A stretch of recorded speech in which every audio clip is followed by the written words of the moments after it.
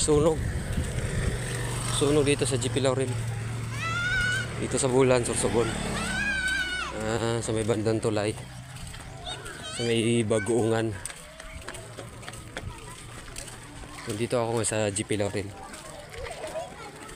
Ito, ang laki ng kalayo. Apoy. Kapitan natin.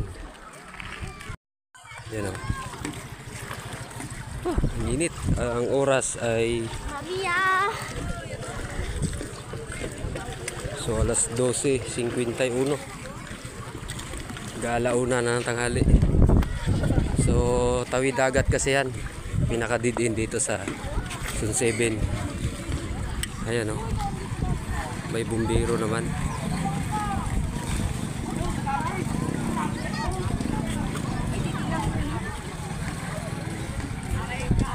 Ayan o.